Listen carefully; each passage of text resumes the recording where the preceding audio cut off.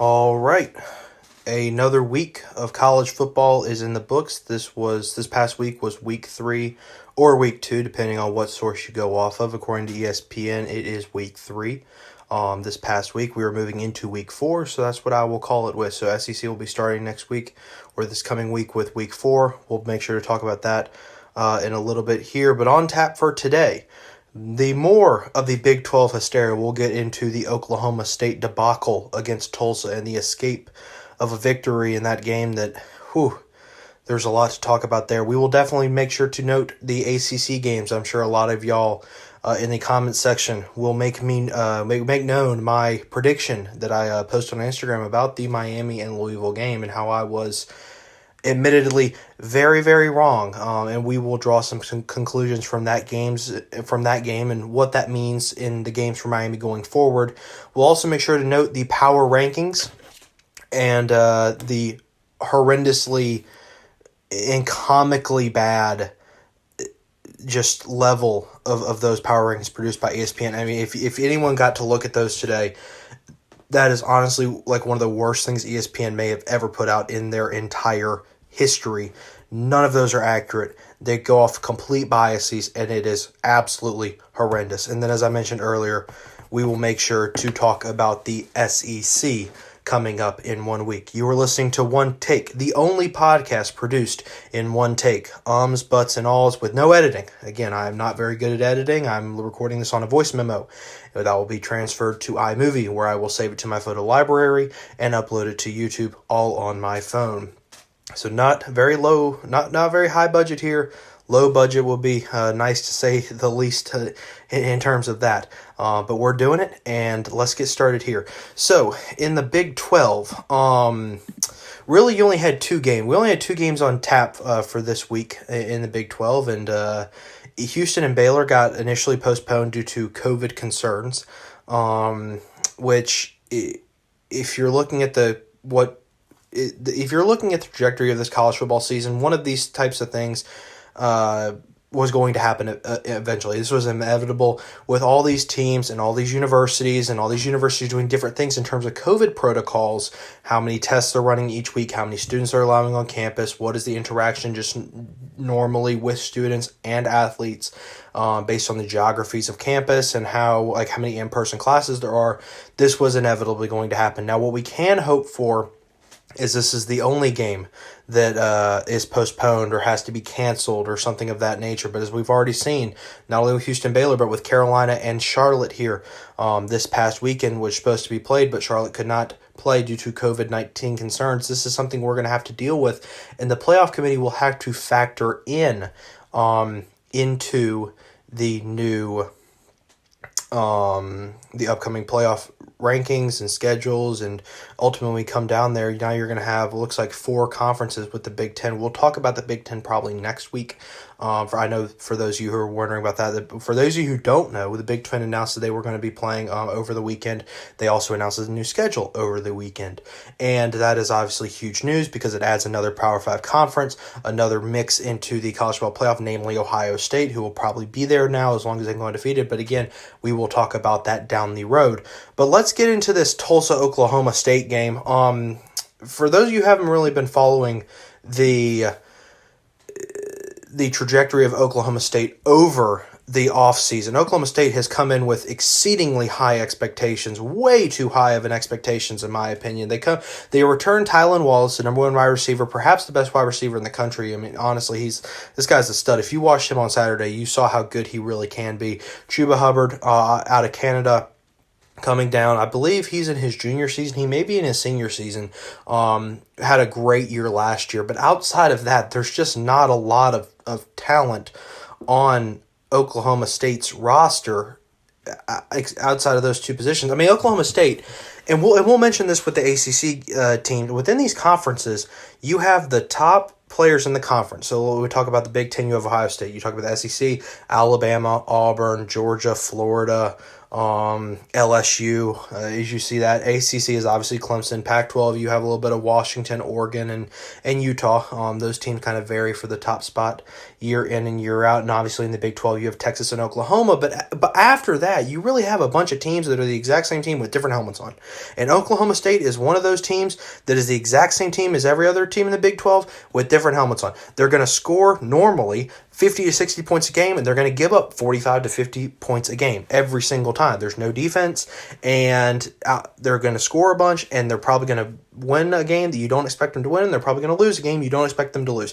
And they about lost this one, which is almost shocking with how high of an expectation. Now, in retrospect, and in context, Oklahoma State did have to go to their third-string quarterback after losing their first-string quarterback and ultimately benching their second-string quarterback because how bad he played. I don't remember the names, but Oklahoma State's second-string quarterback was not very good, and they ended up having to insert a true freshman, relied very heavily on the run. But even with that, Tulsa did not... I mean, they did a great job of stopping the run, but outside of that, Tulsa really did not play well. This game ended up being 16-7. Oklahoma State won the game, but if you looked at the stats here, Tulsa had 15 first downs and Oklahoma State had 19. So Oklahoma State beats them by 4 first downs, but they only outgain Tulsa in total yards by 1 yard. Tulsa goes 0 for 11 on third downs. Let me repeat that. 0 for 11 on third down, Tulsa goes. That is almost impossible to win a football game no matter who you're playing, but this should be alarming that Oklahoma State can only win by 9 points against a team that literally did not convert 1 third down the entire game. That is scary, and it is something you really got to take into account here that is going to be problematic for Oklahoma State down the road, because now I know that this year has been very strange and there's not an off season and the winter workouts and the summer workouts and the spring workouts were changed up. I get all that, but you have to, if a team does not convert 1 third down against you, you have to blow this team out. There's no excuse for this. If Tulsa cannot convert 1 third down, that is so, well, not only, you think about the effects that has. It puts the defense right back out on the field because it creates numerous 3 and outs. It also lets your offense get back on the field the majority of the time. The problem was, though, Oklahoma State went 6 for 15 on third down, so they didn't have the greatest third down efficiency either, and that led to the time of possession being about the same amount. So by not being able to convert any third downs, it gasses your defense. It neutralizes the pass rush they were trying to run. Tulsa, that is, trying to run in the game. It allows your offense to have so many more offensive possessions, and with that, you got to turn those into points eventually. If you get that many chances, you have got to turn those into, you got to turn them in. There's something, Oklahoma State squandered so many opportunities in this game, and that is the part that may be the most alarming out of all of this. In addition to all of that, Tulsa had 120 yards and penalties. Let me say that again. 120 yards and penalties. Oklahoma State had 68 for those of you who are wondering, but if you watched this game, you were like, goodness gracious, if Tulsa could just get out of their own way, they wouldn't. They would have won the game. It almost got to the point where you were actually feeling bad for Tulsa because you knew, like, as soon as they got the ball, they were in great field position with a chance to drive down and win the game, and you're like, oh, well, here we go. And sure as the world, after the second play, holding or illegal cut block or illegal block below the waist, pass interference on offense, holding on offense, as we already said, false start, delay of game. Holy crap. I don't know how many of y'all watched this, but if someone watched this game, can you please let me know how many delay of games Tulsa? It seemed like they had one every single possession. It was ridiculous, and they had them going into timeouts and coming out of timeouts. That was the worst part about it. Like, you're coming out of a timeout and you still can't get the ball snapped on time. It was insane. The fact that Oklahoma State only beats Tulsa, by the way, a team who is severely inferior just normally with no extensial circumstances to Oklahoma State. Oklahoma State can only win by 9 against a team who did not convert 1 third down and had 120 yards in penalties. That is alarming for Oklahoma State, and it's something they're going to need to change, and they're going to have to be much more efficient in Big 12 play as the season progresses if they want any chance of staying in sight of the teams like Texas and Oklahoma, which are Oklahoma State's basically two main rivals here, and probably those two teams are going to end up playing for the Big 12 championship, but we'll see as we keep going here. But Oklahoma State is going to need to improve dramatically if they want to even stay in the same conversation with Oklahoma and Texas. Now, moving on to the ACC games, which were not incredibly entertaining either. There just weren't too many great games on this past week in general across the landscape of college football, which makes me very excited about how we have the SEC coming up in a week. But if we look into the ACC, Clemson dominates the Citadel 49-0. Oklahoma State runs over South Florida 52-0. UCF beats Georgia Tech by 28. Miami pulls off a shocking upset. Well, I guess not technically an upset, but a victory over Louisville, the one that came in to much shock to me, but we will make sure to get to that in a second. I know y'all are going to hammer me on that one. Pittsburgh plays underwhelmingly and only beats Syracuse by 11 because Syracuse is absolutely atrociously bad. Chase Bryce is 0 for 2 while in his career at Duke, as Duke drops another one to Boston College 26-6. And NC State has a great, and I do mean great, home performance, beating a solid not a great, but a solid Wake Forest team 42-45 in Carter Finley Stadium. So as you look at this, Clemson dominates the Citadel, winning 49-0. Clemson was up 49-0 at halftime for those of you who weren't able to tune in. That second half was a little bit concerning. I wouldn't say alarming because I think that's a little bit too dramatic, but it's a little bit concerning how you can't put up any points against the Citadel in the second half. But then again, Clemson rotates a lot of players when they're playing at home, and a lot of third string and fourth strings get to play. Not to mention the play calling usually gets fairly conservative during that time of the game, and so it's understandable. But I mean, still, you would like to see some points put up, maybe like a field goal or something like that to get in the 50s, but it's okay. Clemson will be fine. We'll be fine. And we will probably see Clemson really improve here dramatically down the stretch of the season, just depending on how many minutes Trevor Lawrence can play. Because let's be honest here, Clemson is going to score as many points as they want as long as Trevor Lawrence plays. I mean, literally, he went 8 for 9 with 3 touchdowns and a rushing touchdown. It was one of the highest quarterback efficiency ratings I've ever seen in my life. It was absolutely incredible. He threw 9 passes and was out of the game. And not because he got hurt or anything like that, but just because Clemson's up like 35-0 midway through the second quarter, and you don't need to play your starting quarterback after that. So Clemson came out and absolutely steamrolled the Citadel, as we should have. And we will probably see more of the same out of Clemson as we come down the stretch here. Notre Dame dominated South Florida 52-0, an overall very complete performance by Notre Dame.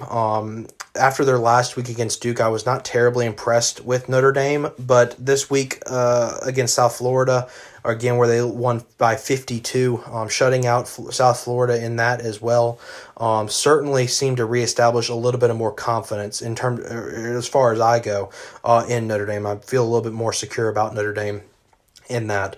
UCF beating Georgia Tech by 28 wasn't really a surprise. Georgia Tech is not a great team. UCF is a good team in that as well. And Georgia Tech didn't play horrible in this game, but Georgia Tech's just not at the level of a UCF right now, which may sound shocking because UCF, you're like, what in the world is UCF? I've never even heard of them. They're not a traditional blue blood in college football where they're having consistent 10-win to 11-win seasons, top 15 finishes every single year. But as here recently, coming on after 2017, UCF has been a very good team. You do not want to play UCF as your group of 5 team as you don't have to, because UCF is a good team. And they're probably the second best team in Florida as of right now, only behind Florida and maybe Miami, maybe if you want to put Miami up there ahead of UCF after this game, I will let you do that, and I think you could be justified in saying that. In my personal opinion, I think UCF and Miami are tied right now in terms of program level. There's not too much to talk about outside of those games, or before I really talk about the Miami-Louisville game. Pittsburgh didn't play great against Syracuse, just a really bad team overall, and they only won by 11, but they were in firm control of that game the entire time, so I'm not too nervous about Pittsburgh. Boston College, as I mentioned earlier, beat Duke. This was an interesting game, honestly. I tuned into the game, and it was 7-6, and I went back to the Oklahoma State game. I come back 10 minutes later, and Boston College is up like 20-6, and you were like, whoa, what happened here? And Boston College basically just had a short scoring spurt. I'm trying to say that 3 times fast. And really just took the control of the game after that, really in the early part of the second half, as they scored 16 points in the third quarter. And the last one here before I talk about Louisville, Miami, is NC State and Wake Forest. This was a game that NC State really jumped out ahead to, and then Wake Forest tied it up before halftime, and then it went down to the last drive of the fourth quarter, and NC State made a good defensive stop, turning Wake Forest over on downs about the 50-yard line with about a minute left in the game, and a really solid win for NC State overall. I mean, this was a team that really needed, NC State to be an 8-9 win team needs to win these types of games. These are the types of games that usually with NC State you can flip a coin and whatever it lands on is who's going to win. And you really never know, because you never know what version of NC State you're going to get in these games. But a really positive sign for NC State here, especially in a year where Dave Doran is on the hot seat. His job is certainly in jeopardy because NC State, for the vast part since he's been there, has underperformed with some of the teams that they've had. But a great win here for Dave Doran to start out the crazy, hectic season that we have here. And speaking of crazy and hectic, I know y'all are not going to let me get away with this one. So let's go ahead and face my fears, eat crow, if you want to put it that way, and talk about this Miami and Louisville game. Couple things I want to say here. Did Miami play a whole lot better than I thought they would? Yes. Did Louisville look and probably is a whole lot worse than I thought they were? Yes.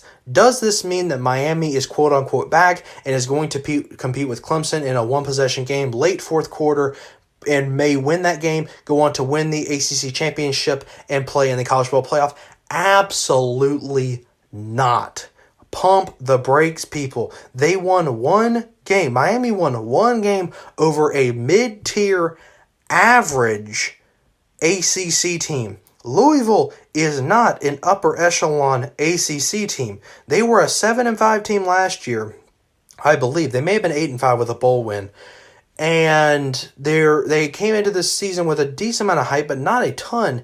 And Miami did what they should do in these games. I mean, Miami, if they want to be an upper echelon ACC team, should beat Louisville in this fashion. I know the score is only 47-34, but if you watch this game, Miami was in firm control from basically the third possession of the game after they took the lead over Louisville and then got the ball back and then proceeded to score again. And they really looked good. I'm not going to lie. Miami looked very, very good. D'Eriq King looked very good.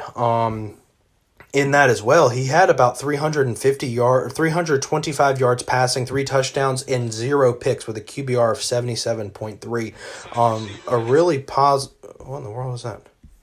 My bad. It looked like something popped up here on my laptop. It looks like they tried to play the highlights. I didn't mean to do that. This is on ESPN.com. Those are where I'm getting all these stats from. And interesting enough, sometimes these things just, like, they try to play you the highlights. You don't want to play the highlights. I'm literally looking at the box scores here. But D'Eriq King has a really solid night. 18 of 30, 325 yards, 3 touchdowns, no picks. And really, if you watch the game, the main targets for Miami were the tight ends. Brevin Jordan leading the way with 7 receptions for 120 yards.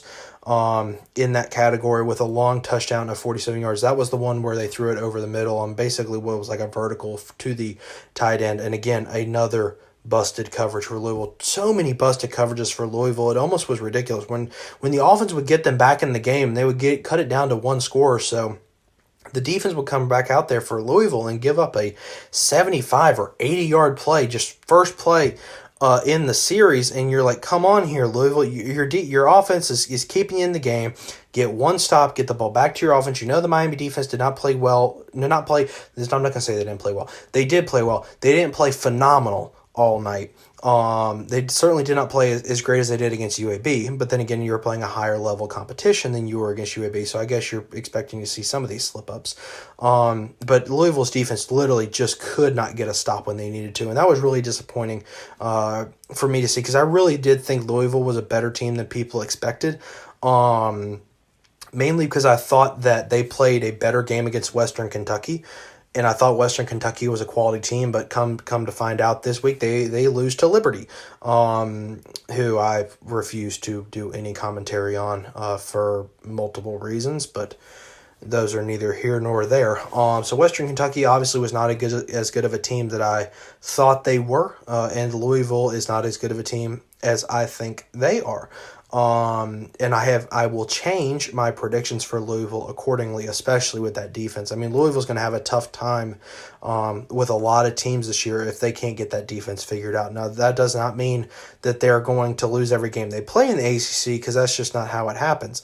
But Louisville has quite a few things to figure out and fix. But as we look at Miami right now, and this is not to take away from Miami at all. Miami came out and played a great game. And, I mean, I'm not going to say a hostile environment, because it wasn't really a hostile environment. I mean, Louisville had the minimum capacity, as you would expect, social distancing and all that, like you would want to see. But, I mean, Miami came in and thoroughly dominated Louisville in that game, and that goes to all the credit for Miami coaching staff. That goes into preparation. That speaks volumes to those types of areas that maybe Miami is changing the program around and fixing this up. And as we look into Miami's future schedule, and there's a couple things I really like as I'm seeing this. Miami goes to Florida State they don't go to Florida State. They play at home against Florida State, 7:30 ABC. Game day will be there and everything like that. Mike Norvell is not coaching this game against Miami after testing positive for coronavirus, so he'll be out. And then Miami goes on a bye week before they play Clemson. And I think that works in Miami's favor big time in this matchup, because Miami's going to need all the time they can have to try to prep for that Clemson game, which could very well be College game day again for the third week in a row with Miami. I know that would be shocking, and it probably won't end up being that way, but it would have all the deservingness to be that game. It'll be a huge game. Death Valley will probably be full, not full in terms of number of seats, but full in terms of the number of tickets allotted will probably be sold for that game. And I mean, you could probably see why. That if Miami wins this week, they'll probably be a top 10 team, at the worst a top 15 team coming into Death Valley. That I just can't. I know the SEC is going to start playing, but I just can't imagine Miami dropping that much with really just with the SEC starting to play. I just don't see that happening. I do see a couple of teams maybe dropping, like a North Carolina who's not going to play for the next couple of weeks. I could see them drop, but not with a Miami who's going to probably come in there and thump Florida State. I mean, Florida State is absolutely atrociously bad, and there's not much more to say about them. No, I don't want to advertise it. ESPN can be annoying sometimes. The ESPN.com, that is. Not the app. The app is actually really good. But the website, man, it can get you. So now that we've talked about the ACC games and all those that they entailed, I want to talk about these power rankings for a second. The main ones I want to talk about are 1 through 5 here, okay? ESPN released their power rankings today, not today. By most of the time you guys are watching this, it'll probably be yesterday morning or Sunday morning.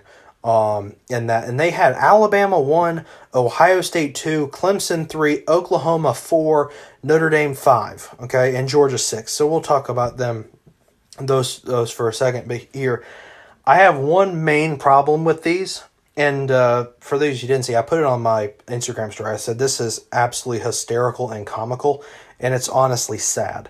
It is sad that the ESPN is hyping up two teams that have not played yet over a team in Clemson that has looked so dominant when the starters play. There are not words. When Clemson starters have played this year, Clemson has looked unbelievably good. Now, granted, we should have looked unbelievably good because it's against inferior competition.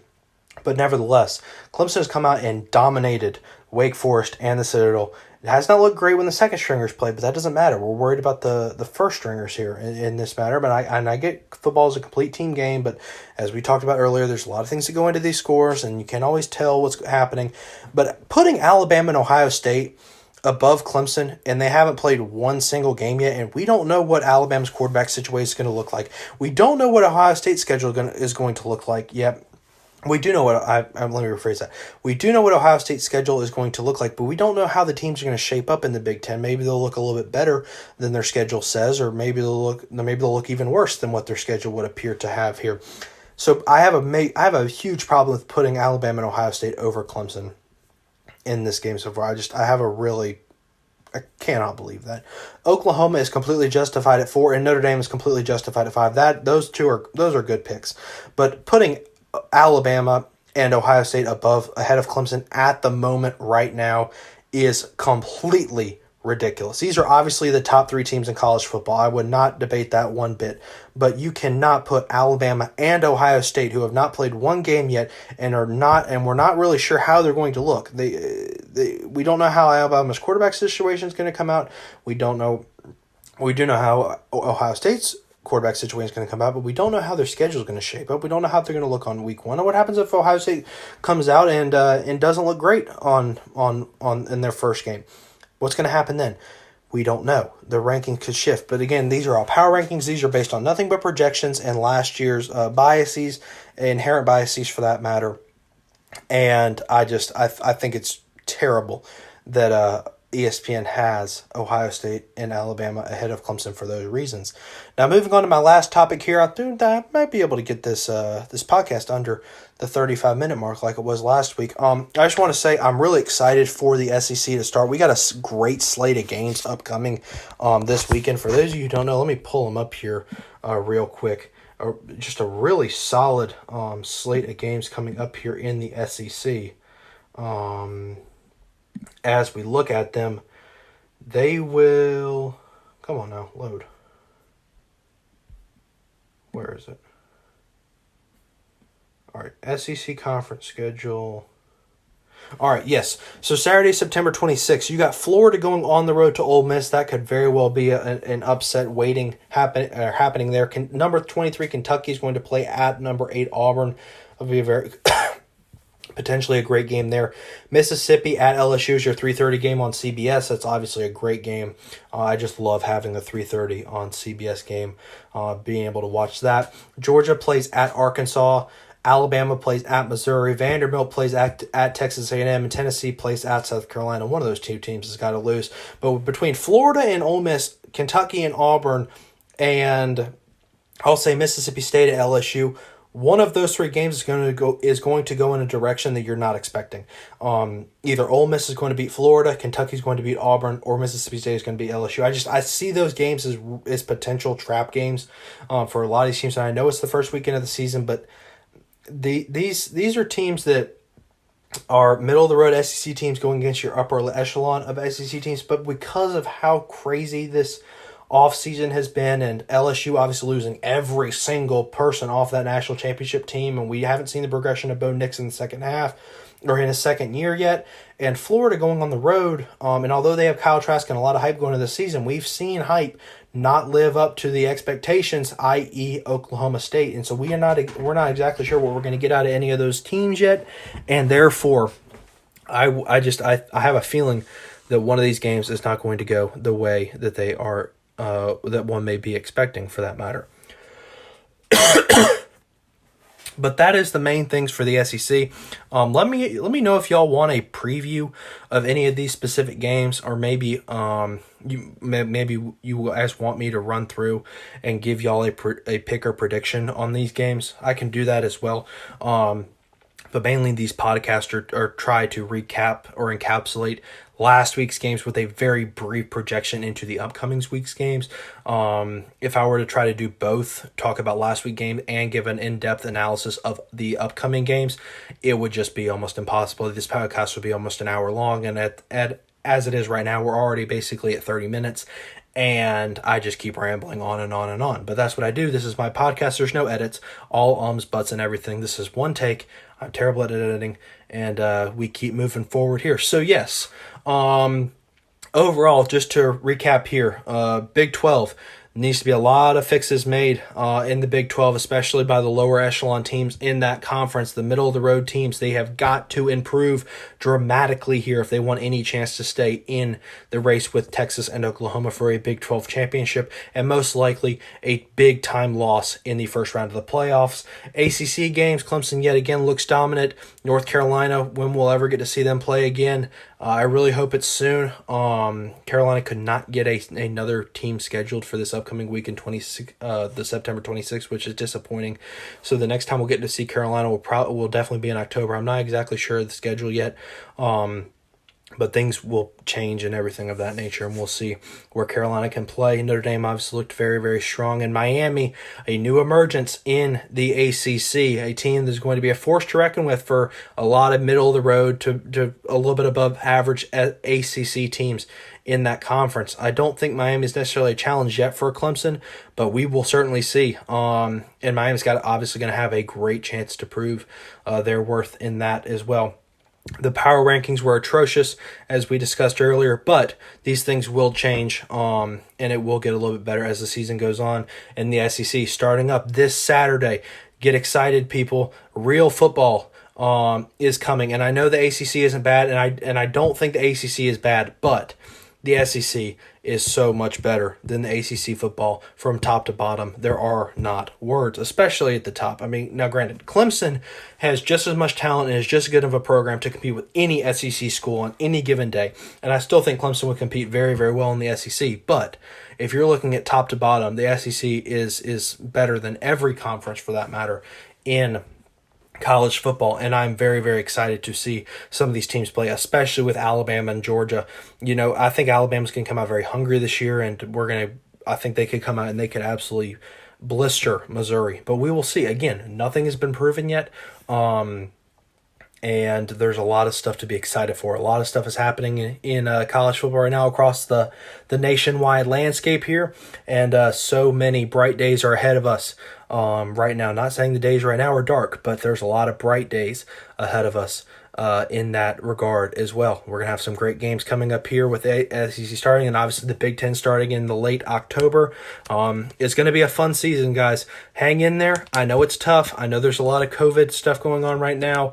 My thoughts are out to any of y'all who have been affected by COVID in any way, whether it was you personal or a family member. I can't even imagine how bad that is, especially if you've lost a family member. I personally have been affected within the family from COVID, not me in terms of my health, but I've had a couple family members who've been affected, and they've been fortunate enough to get through it, and I'm very thankful for that. But I completely understand. I hate it for you if COVID has taken the life of someone in your family or has affected your family in any way. This is a very bad virus, and we're working forward as a society to progress through it, and the scientists are doing a great job. And the vaccine is coming, and that's very exciting. But as long as we wear masks, socially distance, that would be a great attempt to limit the spread as well. So overall, really exciting past week. Bright days are ahead of us as we progress into these new weeks, and I will be back here next Sunday to record another podcast after Week 4's games. Have a good day.